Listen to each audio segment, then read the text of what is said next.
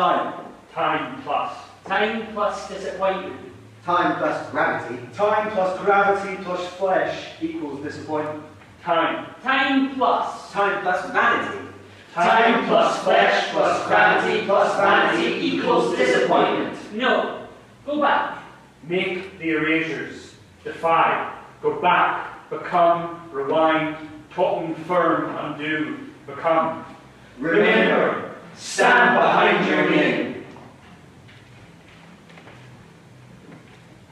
February 1st, 1994.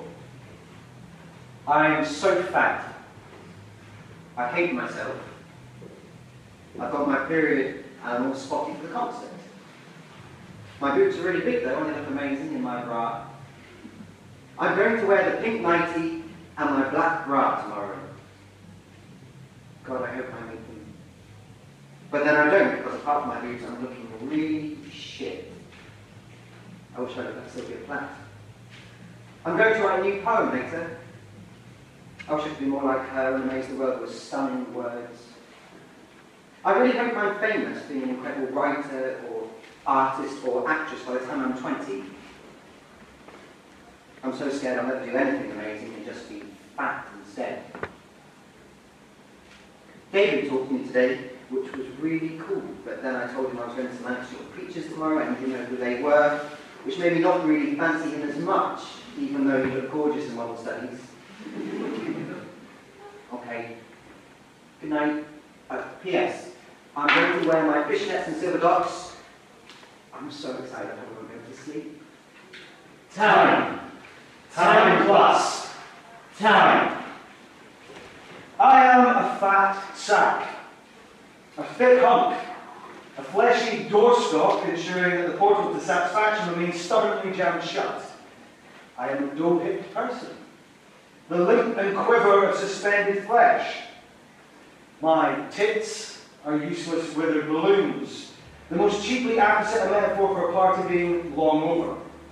An encounter with a mirror provides an unedifying view of several slack disenchantments.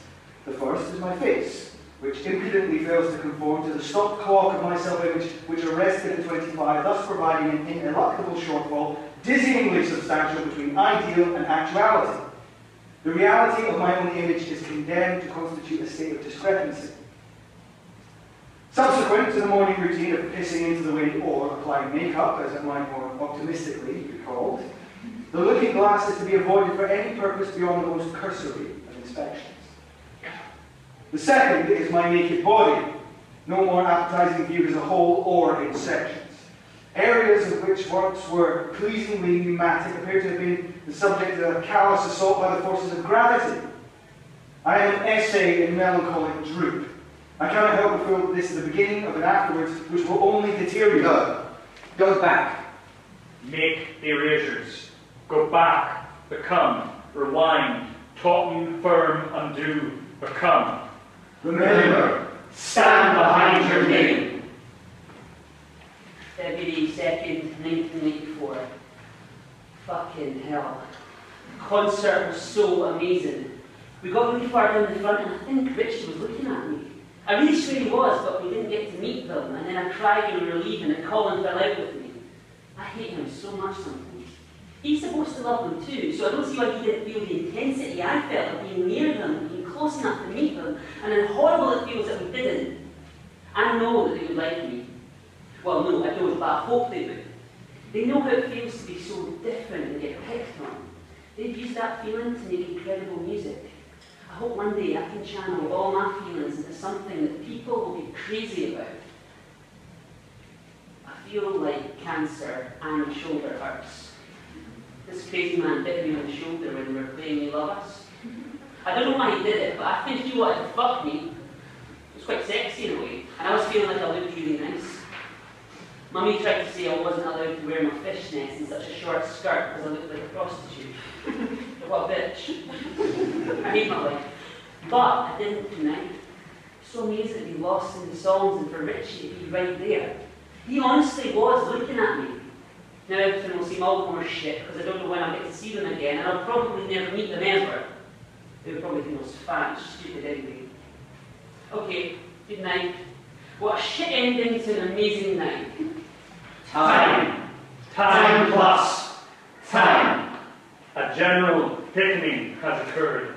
The distinctions between areas of my body are disappearing, creating an unwelcome, depressing geometry.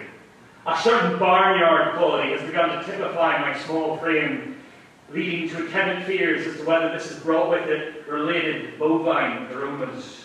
This overwhelming sense of incipient decay has led to a suspicion that this living decomposition leaks from the dark crevices of the body like spores, a miasma of steel, sweat, advanced caries, gum disease, and methane. When I am subject to stress, I emit a fox stink, a heady pheromone funk of abject terror. I am over-embodied, too aware of fluid beading at the base of erratically placed hair follicles, food particles festering at the meaty margin of gum and tooth, burps of redolent gin consumed early, and a scent of digestive juices still working at too much wine from last night, and the resultant lack of appetite today. I am assaulted by this excessive awareness of my body as inadequate vessel. My consciousness is girlish, full-fleshed, rich, bloody, and preoccupied by voracious sensory appetites. It is unjust, then, that it should hover within this dismaying, corpulent margins. When I take my brow off, my tits unroll and sag like the udders of a dairy cow. Divested of carefully selected flattering garments, I am wasteless, and my legs look like a well-worn pair of American tans filled haphazardly with cauliflower cheese. Who thought that it might ever be this way? Who would have been so deviant enough to predict that the horrifying uncertainties of adolescence might be retained within this composting shell, which provides the illusion of someone who ought to know better? Am I condemned to exist as a remainder of a better article? Is it possible to reassert an edifying occupation of this present tense in substitution for this ragged, vilifying subsequence? Can I ratify a satisfactory treaty with the future shelves, which circumvents this repulsive fingertip inventory of endless deficiency? Perhaps this unpleasant, acute notice will abate. It seems self-defeating, self-flagellating in the extreme, as to see with the clarity of retrospect is to see that the seeds of malcontent are long sown and well germinated in the receptive soil of narcissistic self-loathing, self-regard greatly predates the onset of age's manifestations. The level of scrutiny is a form of masturbatory self-love, a compulsive emotional tic, a form of spitting, an overflowing ashtray of the mind, a brand of holy worry which stops the hand and stays the heart. O saints, preserve me from the duplicitous chivalry of men. For much love would be enough when spread across the surface of life, and would I only scrutinize the patches where we're thin and bald and insufficient. No, go back. Make the erasures. Defy. Go back. Become. Rewind. Tauten. Firm. Undo. Become. Remember. Stand behind your name. February 15th, 1995. Richey has disappeared. I've been crying all day, and I had to cut my legs a bit to see something on the outside because there was too much inside. I was feeling so bad, really fat and ugly and stupid and fucked up about whatever I'm going to do, which feels like there will always be nothing.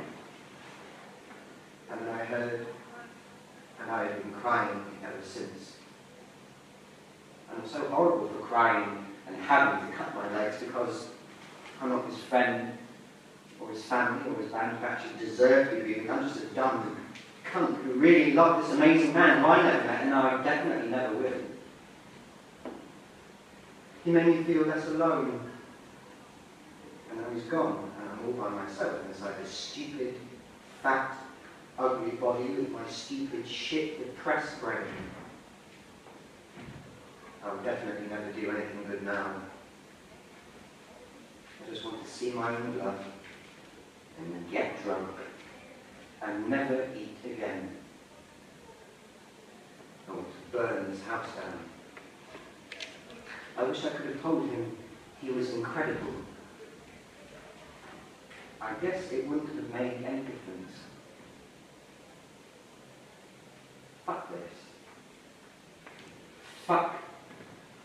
all of this.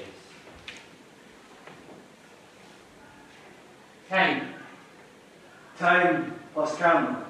Time plus camera plus flesh Equals trap. What is in this photograph? This snapped off image of a moment call. And who is this pouting old bat? Showing all the best moves for sex, chin drop, eyes popped wide with the needs of an infant, bare clavicle thrust at the camera, begging to be grasped like a dirty handle. Time was. Time gone by. The shower came down. Weeks later, you might say, yes, at this moment, I was beautiful. Weeks later, you might say, yes, this is a faithful entrapment of a moment where I was inartificially lovely. I will keep this immaculate rendering of a single second's honest beauty and grow old and stale and jealous of myself. Beautiful children of the present, this is your future. Even in your fuck-wild teenage dreams where hearts course with all the possible things, everything at once, a crystalline, a glow, incandescent, thrumming, burning, urgent, all rushing forward, flying at the face of your future, which would be anything you twist into shapes of the mastery of unlined palms, unbound will. This will become the horror of tears and the hungry hole, the limp and quiver of suspended flesh, and in it, that same mind loved more. The body loved less, and you will ask, When I'm fat and old and sick of everything, will you still love me? no, go back. Make the erasures. Defy. Go back. Become. Rewind. Tauten. Firm. Undo. Become. Remember, stand behind your name. June 4th, 1995. Granny Jean is dying. It's horrible.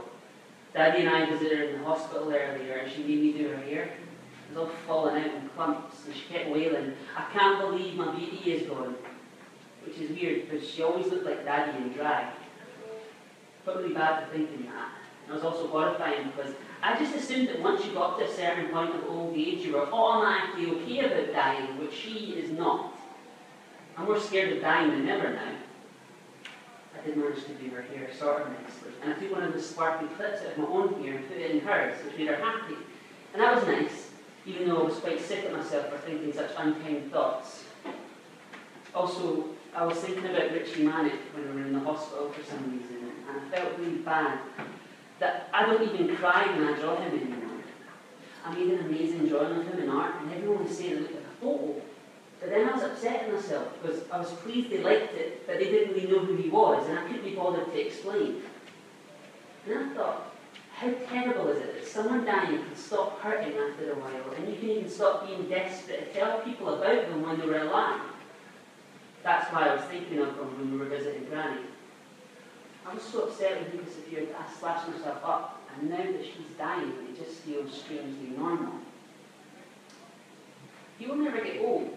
And maybe that's poetic, because he will always be beautiful, and he won't ever disappoint us, because he will never do anything else now. Maybe that's better than being like Granny is, wanting to dance when she can hardly walk, wanting to have a pretty hairdo when her hair's falling out, finding it unbelievable that the end of her life is coming, even though she's really old.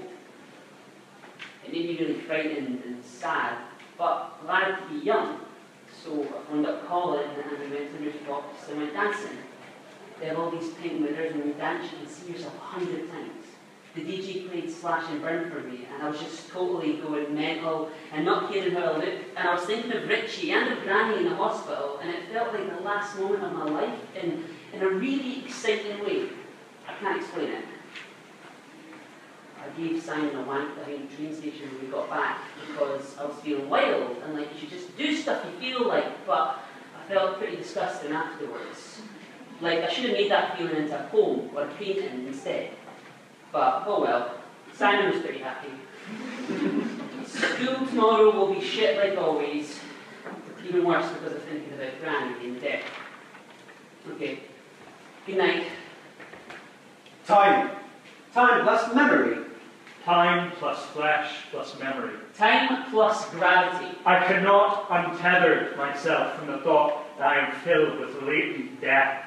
The inevitable pledge already understood that time will rewrite our hopes as truth, more slight and disappointing. It comes to pass so sudden and so soon, the certain sense that sorrow is reflex, reflux. It refuses to remain swallowed. I am correcting myself towards some numb, unfeeling bliss for this to triumph. Not simply to endure, but to feel little and less still, so things may pass unnoticed with a smooth slipping through. Our bodies are made of ideas.